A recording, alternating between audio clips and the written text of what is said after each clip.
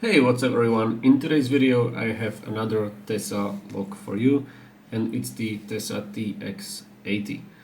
This is a 2-row dimple lock that has pins on the top. It has 6 pins there.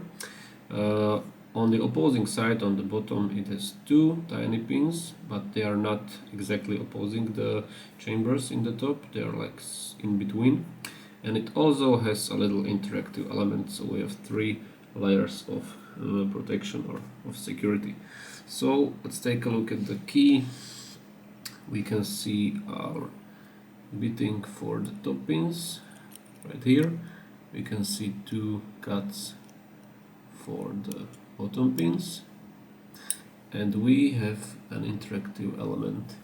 So this key is reversible, so we can see both of the parts of it. So this little knob in here is what actually pushes on the interactive element. On the other side of the key we have like this thing in here, and what it does is that when it comes in contact with a piece of wording in the back of the keyway, it pushes out this tiny little interactive element, and this tiny little interactive element comes into contact with this pin, and it pushes out into the housing this pin. Okay, or I don't know if it can be called pin, but it's like this element. Okay, so you can see it's spring loaded, but it stays contained within the housing, so it doesn't come out.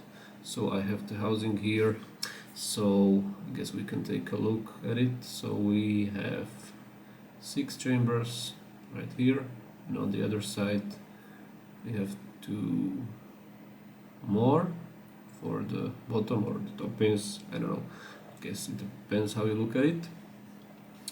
Let's take a look at the plug.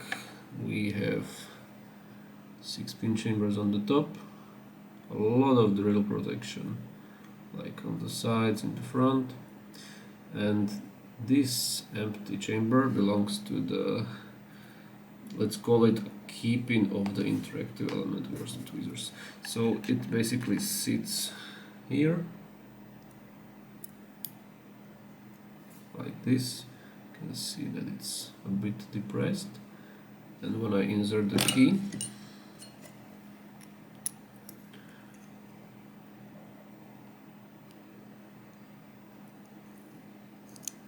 you can see it moves up, and when it does, it pushes on this thing I showed you in the housing, and the interactive is set.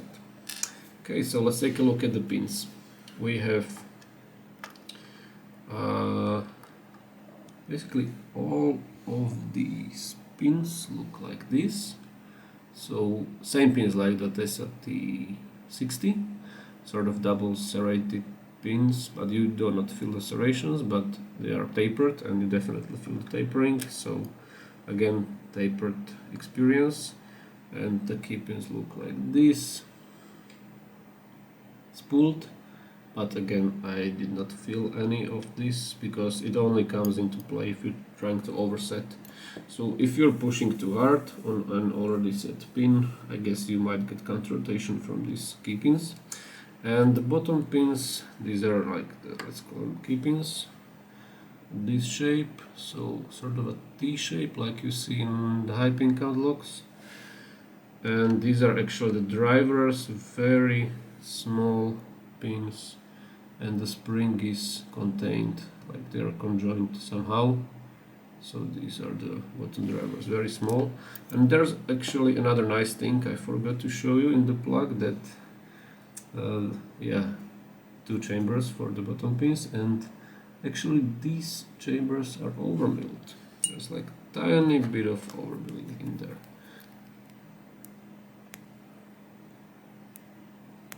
So like a little step. So that's a nice thing. That can catch you off guard, I guess. So how to pick this lock? Well, first, whatever you do, use heavy tension because we have these tapered pins in there. Don't forget that you will need to go through all of them multiple times because they are tapered, right? So look for any kind of feedback, any kind of clicks, and just keep going until you start feeling that the feedback is getting better. What can I tell you, or a piece of advice is to find a way, or find a direction of tensioning that will make the bottom pins, these two little pins, bind first, so you can get them out of the way. It will be easier that way. I think in one direction they will always bind first. Then you will start working on these top pins, so tapering, keep going through them, and after you have both of these set, you will get a very noticeable fall set. And after you do, you know that there's only the interactive element to set. So it's kind of awkward to find because it's like I will show you. So I was using this SSD hook in 15,000s to set it, and it's located like here in the back, so you sort of have to get there under angle, right? And then just release a lot of tension and push it up. It does not need a lot of force to get set, but it definitely needs precision because it's hidden there pretty well. So I guess that's all there is to say. Overall, a pretty nice lock to pick. So we have all of these security features in there. Not too hard, but definitely not something you will pick in 5 minutes. Okay, so let's go ahead and get this lock picked. Alright, here we go. Key works. So let's go counterclockwise and start by going after the bottom pins. Okay, click on the second, click on the first, and let's start working on the top pins now. Click on 6, 5, and I'll click on 4, 6, 5, 4 again, just going through them because they kinda drop together, so trying to get them as close to shear as possible. Okay, now let's try to get out. One is still not binding, 2 is still not binding. Back to 6, click there, clicks on 5 and 4, and more clicks as I go through 4, 5, 6. And let's get out. One is still not binding. 4, 5, and 6. You can hear that the quality of the click is changing, sort of getting sharper, I guess. So I know that the feedback is changing and something's definitely happening in the lock. But not with pin 1, it's still not binding. Let's just check the bottom pins. Okay, I got a click out of 2 on the bottom, so I think now we're closer. Okay, click on 1, pretty hard binding, so full set is near, I think. More clicks out of 6, 5 and 4. Let's go back to 1. Click there. Okay. Back to the 6, 5 and 4. Okay, now I only got click out of 6, so I guess the other 2 are already set. Let's try 1. Okay, full set. So now we only have to hit interactive. So let's get back here. There's like a depression, I guess, or you can feel that something's there. Release a lot of tension and just get your pick there, and lock is open. Alright, that wasn't that bad. But what can be bad is the gutting. So let's start as soon as possible because this might be interesting. So actually I forgot, I wanted to remove this is circled in a civilized way, if possible. So I will take 2 of these gutting wrenches, and the idea was to sort of a controlled spread of the circlip. Yeah, the idea was pretty good. Circlip is off, and now, so I know that it's a good idea to shim like the interactive and the tiny pins on the bottom. So I will try to do that. I had 2 shims prepared here. Okay, here they are. So let's try to shim the bottom pins, I guess. But nobody had a good time with it from the videos I watched. Okay, this is going in. Okay. Oh, I bent it. Fuck. Well, maybe it's far enough. Maybe it's far enough. So I will just keep it there, but fuck. Okay, and also I wanna shim the interactive, because that's where this follower can snag. So can I do that? Man, this is tight. Like how should I get it there? This is like a very, very confined space, I'm not gonna lie. Can I even get it there? How should I get it there? Maybe from side, okay. But now what? It won't help.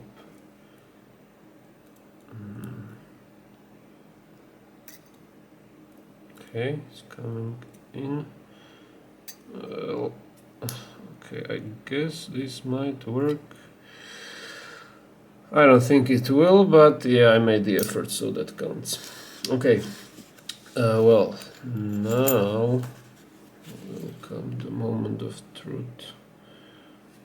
So we have 2 rows of key pins to catch, opposing each other. And hopefully, yeah, this looks really like it will not work, but never know. Okay, so there's one and the other will be here. So, okay, let's go. And it's not moving for some reason. Okay, this, and look at that. Nothing got lost. So I guess it worked. Perfect. So let me just remove these 2 bottom key pins. So there's 2 and there's 1. Okay, not to get confused. Okay, perfect. I'm actually surprised that this worked. Not gonna lie. Okay, this goes out. We won't need it anymore. And now the top key pins. So there's 1, there's 2, there's 3 and 4. What the hell is this? Okay, okay, I think that's like a, I don't know what it is, passive pin or is this associated with the interactive? I think it is. So yeah, it is. So I think this goes like, this is paired with the interactive. And 5 and 6. Okay, I don't think anything will fall out, anything more at least. Okay, let's just put this to order so we won't get confused. I'm still a bit surprised it worked, because it looked like it will not. Anyway, it's time to remove these shims. So there's 1 and 2. Okay, so I think that these like bottom pins are not opposing the top pins. so I should be able to get it like in an orderly fashion. So this is like the top pin or the main, let's call these 6 main pins.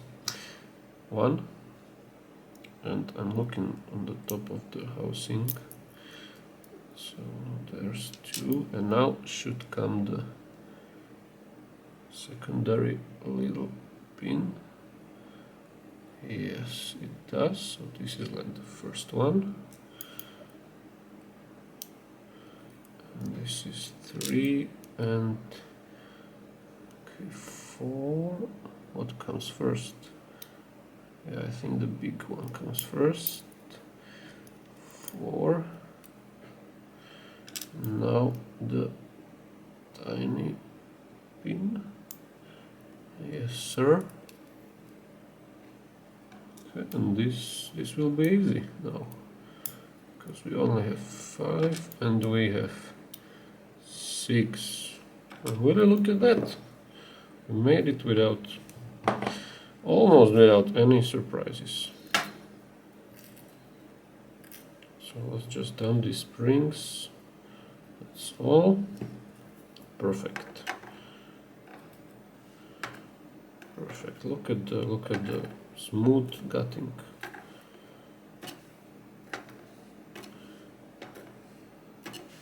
Perfect.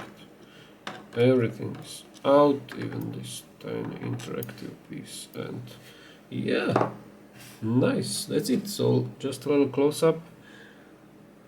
There's the 6 top pins and the interactive element, and tiny little 2 bottom pins. Perfect, guys. So if you made it this far, thank you for watching. Have a nice day, and we'll see you next time with the next video. Bye.